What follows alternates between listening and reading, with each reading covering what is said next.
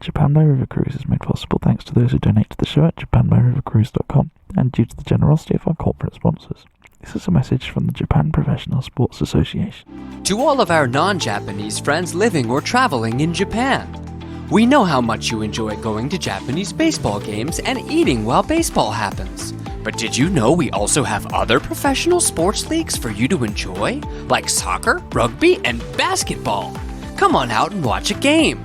True, our players occasionally lose their exhibition games against high schoolers, but they also don't earn quite enough money to make their car payments. So shut up, have fun, and buy a jersey or something. Jeez! Aside from rooting for the home team, there are plenty of ways for a non-Japanese spectator to enjoy our games.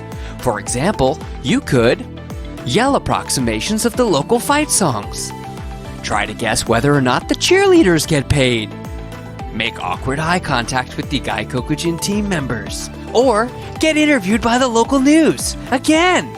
Plus, you don't have to worry about COVID-19. We've been keeping our stadiums at less than half capacity since way before the pandemic. Support the Japanese Professional Sports Association and enjoy sports! It's not like you could do any better!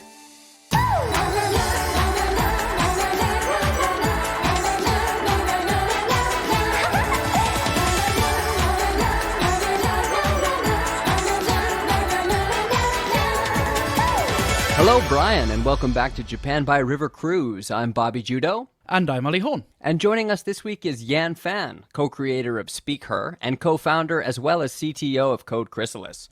We've been following Yan ever since she co-founded the first cloud-based riverboat as a service. Yan, thanks for being here. Thanks for having me. On this week's show, we'll talk to Yan about the systemic issues that necessitated SpeakHer, a service that makes it easier to hire a woman to speak. And we'll ask about its reception in Japan, a country that's traditionally more comfortable with the opposite service found in hostess clubs, where you pay a woman to listen. Plus, Ollie's got your weekly River Cruise recommendation. Ollie? Yes, this week's recommendation is Chiba's newly opened all-you-can-eat soup River Cruise dining experience. Guests can sample as many soups, broths, and gazpachos as they like during the 90-minute sailing. Word of warning though, arrive at the buffet stand early if the waters are choppy, as I made the mistake of going last, and all that was left was the more viscous soups, like goulash and chowder. All the good stuff was on deck. Also, later in the show, while the Japanese government looks to incorporate GPS tracking into its new post-COVID tourism initiatives, one river cruise provider is anticipating the backlash by turning all of its cruise ships into floating Faraday cages. But first, soap talk.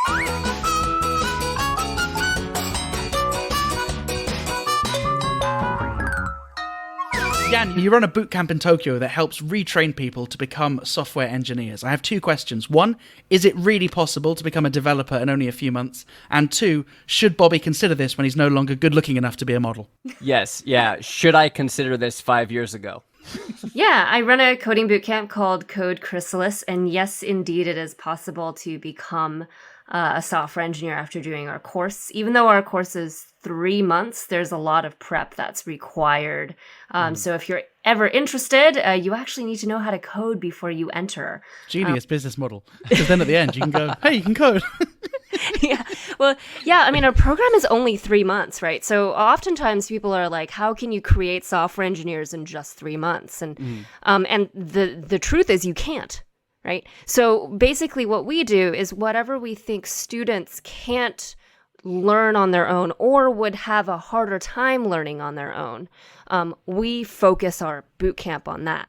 And then anything that we feel like students can learn by themselves, that there's a lot of free materials out there that they can do with very little instructor intervention, we have them do that. It does sound like hard work. Yeah, so if you require people to know how to code before they join your boot camp, what do you focus on in the boot camp that's the selling point of Code Chrysalis? Yeah, I think in layman's terms, a good way to think about it is like if you become an accountant, if you want to become an accountant, you need to know math and whatnot. But then there's all these rules and regulations and using spreadsheets and all of that stuff that you need to know how to do, working with customers and all of that. So I think that's maybe a good analogy for our boot camp. During the course, we're focusing on some much more advanced topics. And then also things like teamwork, communication, how to be an effective software engineer, things that help with career longevity. So, just because you know how to code doesn't necessarily mean you can connect it to business impact or work well with others. And so that's really, it's sort of like finishing school. Yeah, there really is a sense that learning on your own, there's only so far you can get. I learned a little bit of HTML and then tried to build my own website, and it looked like shit. Yeah, there's a lot more to it. And so we want to make sure that people can, come in with some skills already so that we can just spend the entire 3 months sprinting. Oh, that sounds awful. Ugh. I hope you mean figuratively. Although I'm sure that's a trend in Silicon Valley now. People like running while coding somehow, speaking into their voice assistant. Yeah, first it was standing desks, and then they actually do have treadmill desks, I believe. Yeah. Oh my goodness. I wonder what is next. Maybe swimming pools? Maybe, yeah. Apple needs to come out with that. So is there a large demand right now for retraining for people who want to become software engineers? Yeah, huge. And actually something that we don't really publicize as much. We also work with companies. So large companies actually come and hire us to help with retraining or onboarding or reskilling their teams. And we actually work with pretty big companies. So one thing that I hear about working at a Japanese company in general is a lot of times Japanese companies are famous for hiring people and not expecting them to know how to do their job. Like instead of hiring somebody who can already do the job that you want to hire for, you hire someone and then train them.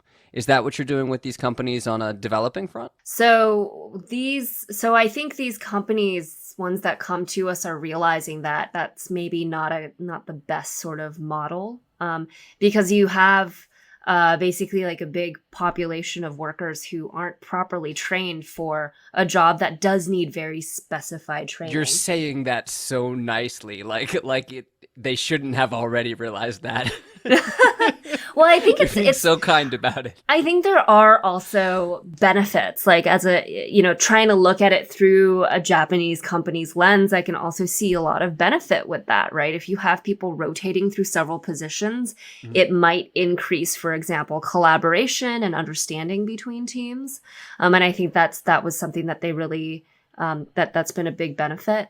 Companies might train their developers, but they're not in the business of training. So it's just never very thorough. Something which Rochelle Kopp said, which I thought was very enlightening, was that the corollary of having people come into the company with no skills is that sometimes they're promoted to management positions with no skills. And so all of a sudden you might have someone that just because they've been in the company for 25 years, they're now head of IT, but don't know where to switch a computer on.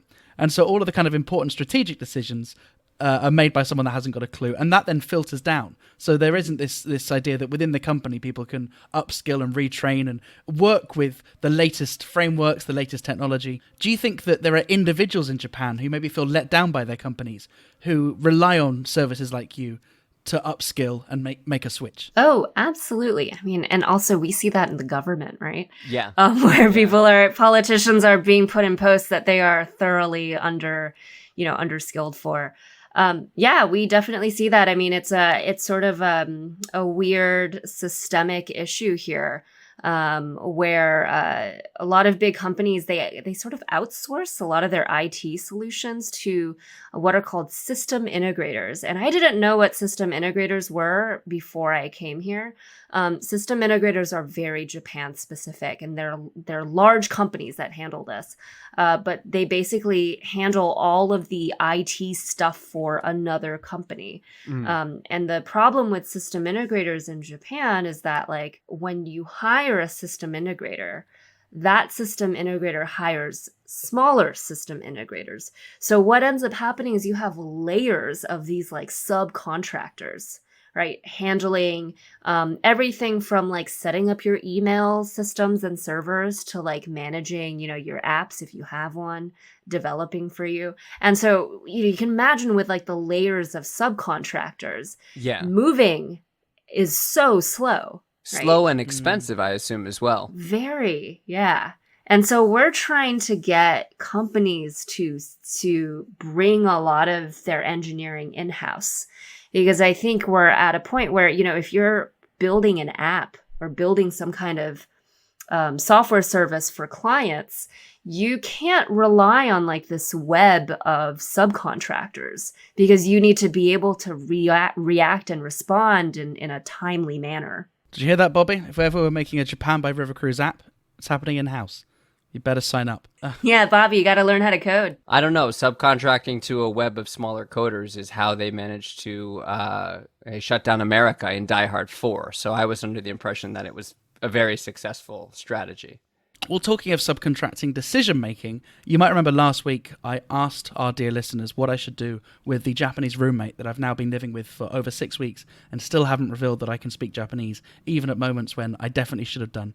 And Sean tweeted us to say that I should set it up such that me and the roomie get a shock or collide with each other, then suddenly I start speaking. Like a Freaky Friday thing. Yeah, we've introduced a level of physicality. I wonder where this should happen. But also, I like the fact that Sean doesn't have much faith in my Japanese ability, because he also said the word for miracle is kiseki, and he writes that out in hiragana for me too. So I'm not sure how Sean imagines this, that I make this moment happen, but then I don't know that I don't have the Japanese to pull it off convincingly. So I'm just bumping into a roommate and just saying sumimasen for no good reason. But anyway, thanks for your input, Sean. I'm not going to implement this yet. If anyone else has any better ideas or any ways in which we can improve the miracle in the hallway, then please let us know either at JBRC Pod or on our website, which is japanbyrivercruise.com, or through our app, which Bobby will have coded by next week. It'll be done. Shall we take a look at the news?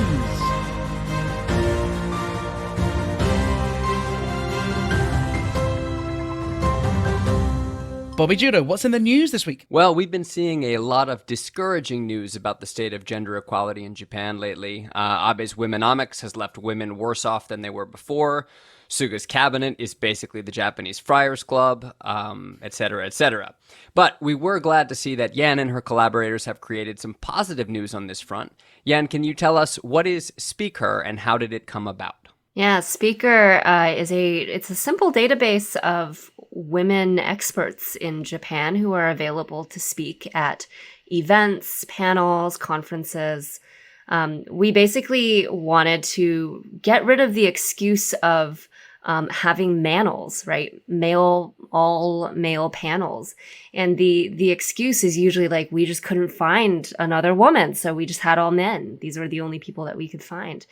And so we wanted to not just remove that excuse, but also help women identify everyone identify these statements as excuses. It is a pretty ridiculous excuse, though. Like, we just couldn't find any. Like, we looked in every single men's room and we couldn't find a single woman.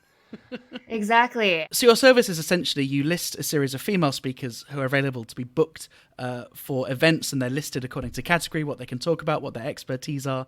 And firstly, I admire your optimism that you've launched a service to find speakers for events when events literally can't happen right now. But I'm sure that there's a lot to be done kind of behind the scenes to make sure that you're getting the full breadth of women that could appear on the platform, encouraging people to join, persuading people that this is the right place for them. I noticed on your website, on your frequently asked questions, you mentioned that often it just takes a bit of confidence to persuade someone that they're right for this kind of thing. Can you maybe talk about what you're doing behind the scenes to get this platform ready for launch? Yeah, a lot of outreach. We're focusing on trying to just find as many female experts, women experts, and also empower women to see themselves as experts, right? A lot of times I think, especially in Japan, there's this idea of like, oh, if I'm not an expert, I shouldn't be sharing my knowledge. But we really want women to realize that the knowledge that they have, they should share it. It's knowledge that someone else can probably benefit from. Plus, the fact that it's them sharing it provides extra value. Exactly, yeah.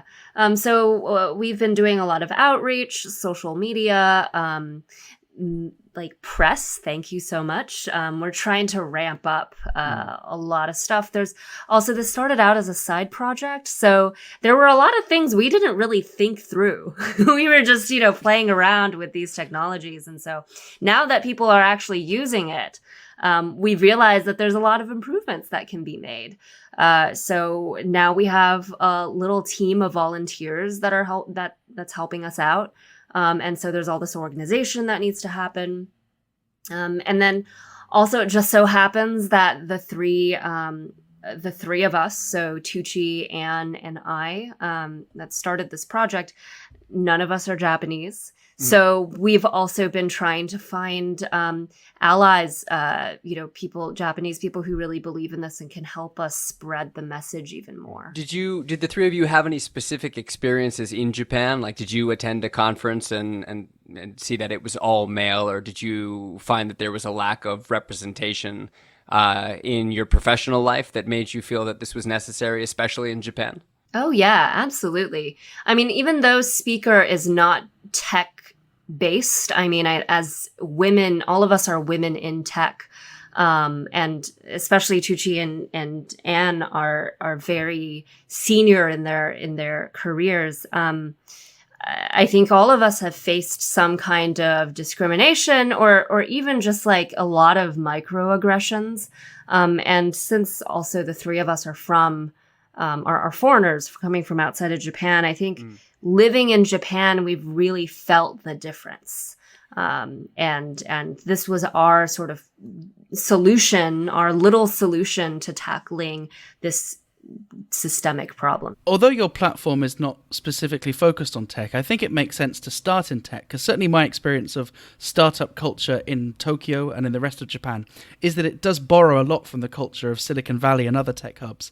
And I think particularly in Silicon Valley in the last 5-10 years, there's been a huge push to make sure that women are more represented. You know, I can think of the Sheryl Sandberg book, Lean In, which had a really big impact on making sure that people were proactive and making sure that women were welcome in certain spaces. And that is to say, you know, I was in San Francisco 2 years ago and did attend my fair share of male panels, and actually at one point did pluck up the courage to literally ask a question, are all the women stuck in traffic? And it got a laugh, but it didn't get a response.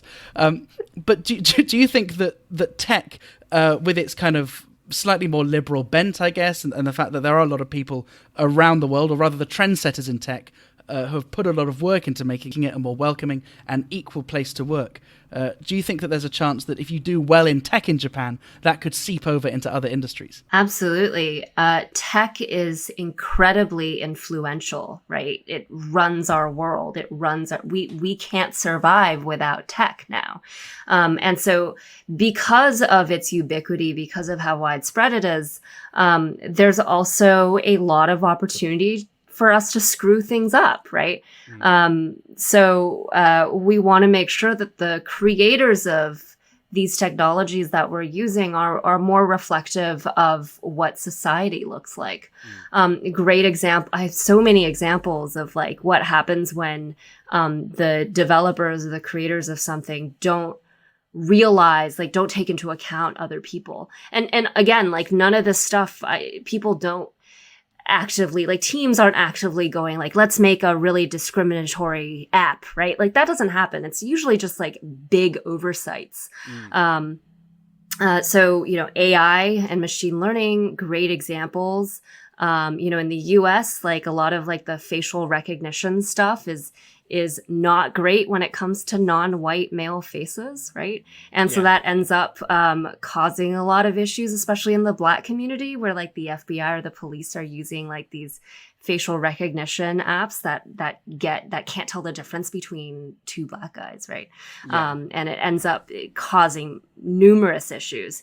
I just have like tons and tons of examples of just like these crazy oversights that really should not be happening. And I think by diversifying the teams that make these products, I think we can at least sort of not foolproof, but at least provide some more layers of checking, right? Well, you mentioned the issue of representation. We spoke with Derek Westman a few weeks back about Suga's new cabinet and how there were only 2 women and like 50 old guys. And one of the things that he said was that it was a problem of the numbers, that they had to pick from people who were in the LDP, and there weren't that many women in the LDP. And you mentioned just a second ago that when you approach these speakers that you want to present as experts, there's a confidence issue. I'm wondering if there's sort of like a chicken and egg situation going on here, where you don't have as many numbers to choose from because there's a social element where women might not feel as comfortable standing up and saying, I'm an expert. whereas men find it very easy to stand up and declare themselves an expert. Yeah, it's a huge issue. I think there's just so much societal conditioning that happens that from, a very young age, I think women are sort of conditioned to have a bit lower of a confidence level, right? And we see this in education, right? In schools, people who, score on tests, the men always have a bit higher of a confidence, give themselves a more confident rating, but score lower on tests than the women who gave themselves a much lower confidence score, but actually did well. I am not that smart, but I feel very good about it.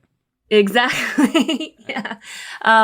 It is a really difficult issue, and it's something that SpeakHer is trying to just be one small piece of the solution. And we're doing this by encouraging first-time speakers to put their names on there. We're also working on talking mostly, but planning to work on some things to provide like public speaking training and whatnot to women. But I think mostly what's been useful is because of SpeakHer, it's really pushed people to like identify and actively pursue and like poke at their women friends who they think would be great speakers. And so I think it's just getting that conversation going. We've had a lot of women get contacted and they were like, man, I don't know if I'm a fit for this, but my friend said that I should sign up. Like, I've never given a talk. Yeah, you just can't imagine a man saying that, can you? Like, my bro said that he's like, hey, sign me up. Like, but we found this even with our podcasts, right? Like we've never had one woman come forward to ask to be a guest on the show, but we've had plenty of men. I used to run an open mic in Fukuoka. We'd have like maybe one female volunteer for every 9 male. And like maybe it's the case that people just don't want to be on my podcast or don't want to be on my shows. But I do wonder whether there's a trend. I have a female friend who runs startup mentoring events, and they find overwhelmingly that men volunteer themselves, particularly when there's a big page where they can put their profile picture, whereas women in general need to be persuaded, but often once they're there, provide the biggest value. So do you reckon that it's not just about creating this list and saying to people, hey, look, you've no longer got an excuse to not be lazy, here's your list of women, but also making sure that the women who would be able to do these roles have the same confidence to just go, hey, sign me up? Yeah, absolutely. I hope that this list gets people thinking. Well, again, it's this feedback cycle where one of the reasons I think men feel more comfortable standing up and presenting themselves is because they're so used to seeing men who look like them standing up and presenting themselves. And so I guess the hope with SpeakHer is that if more women see women being represented, see women speaking, then they'll go, oh, that's a place where I can be active too. Absolutely. I know this to be true from personal experience, that I know there is an abundance of men that look and sound like me in stand-up comedy, but that doesn't change the fact that I at one point had to decide I wanted to get into it. And I did not think that I could. I did not think that it was a world which I could belong in until I went to a stand-up comedy club and saw someone of a similar age talking about things that I can relate to, and not just an old guy on TV talking about his wife, which is what I thought stand-up comedy was. So I know from my personal experience that it does take someone that looks a bit like you or sounds a bit like you and has the same experiences to have that feeling of wanting to belong. I can do this too, yeah. So how has the response been from the target users so far? I mean, you want people in Japan to use this service to book female speakers for events in Japan. How has Japan responded to this so far? So far, we're really lucky to say, or really happy to say, that the response has been overwhelmingly positive, especially, I think, hearing from Japanese women and men as well, that this is incredibly necessary and that they're really happy to see this. And that's great to hear because, at the core, this is a really simple idea. We're really just like, it's a fancy list of names. That's really all that it is. Isn't that a shame that this is newsworthy, right? That like some people think that women should talk, and that's enough to warrant a whole episode of our podcast. Yeah. I mean, we were on the front page of the Japan Times for like a hot minute. Yeah. And I was just thinking like, wow, this is great, but also that's the state of gender equality in this country. Well, when you're used to a certain standard of representation, it can be difficult, even if you consider yourself an ally, it can be difficult to recognize it. And I think Ali and I both have produced shows. We both try to be very, very conscientious on this podcast of like not booking another white guy every week because we've already got 2 of them. But I think like for me personally, if I were to go to a conference and there were 3 male speakers at the end of the conference, if you were to be like, there were no women, I would be like, oh, right. I might not have noticed that on my own. Like, if I can make an analogy, it's like if you go to an izakaya with Ali and let him order, then when the food comes, you'll be like, Ali, all of this is fried meat and there are no vegetables. And it's not until somebody else points it out that the patterns that you take for granted reveal themselves as patterns. And, it's not just men, women as well. Sometimes we'll point out, like, that was an all male panel. And then, women will be like, oh, yeah, I didn't realize that. So even to women, I think we're really conditioned to take a lot of the things that we see as that's just how it is. In the time that I spent in the startup world, I generally found conferences to be insufferable. And the few times which I spoke, I thought this would have just been better as a blog post. And the few times I attended, I thought this is a colossal waste of money. And, the best conversations happen elsewhere, right? So on the one hand, maybe we should just do away with conferences altogether. I think they're crap. But could you maybe talk about the fact that if conferences are here to stay, what are the benefits that women are missing out on by not being asked to speak? Often for free, by the way. Oh, I think conferences can be insufferable because everyone's saying the same thing, right? And I think we really do need to introduce different opinions, not be in our own echo chambers, and get back to having civilized, differences in opinions and things like that. I think, ways to make conferences better is just to make them more inclusive, because I would love to hear how, certain people that you wouldn't think about talking about an experience using an app or creating, a company.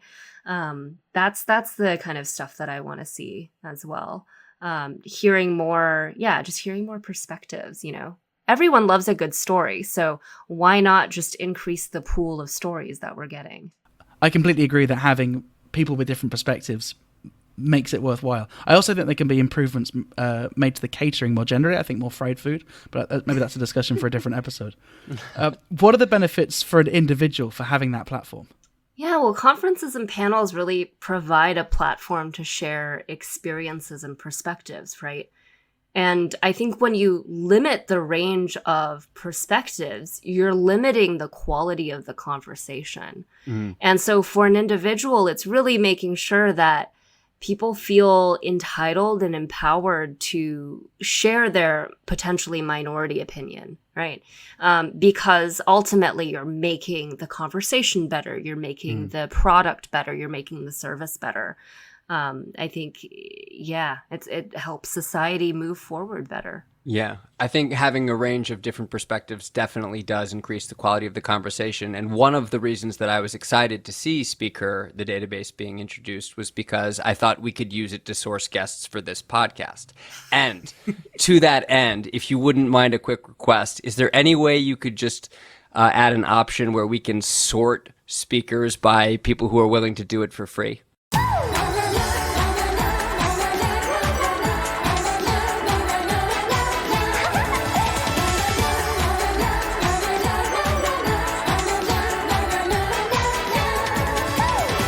Hey, thanks very much for listening to this episode 55 of Japan by River Cruise. Thanks very much to those who support the show at buymeacoffee.com/Japan by River Cruise. If you like what we do and you want to let us know, the best way to do so is to buy us a coffee. We appreciate every single one. Thank you to our guest this week, Yan Fan. If you think you know somebody who should be in the SpeakHer database or you'd like to be on it, you can go to speakher.jp.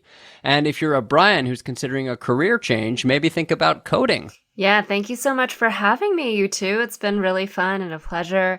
And thank you for giving us your platform to talk about SpeakHer.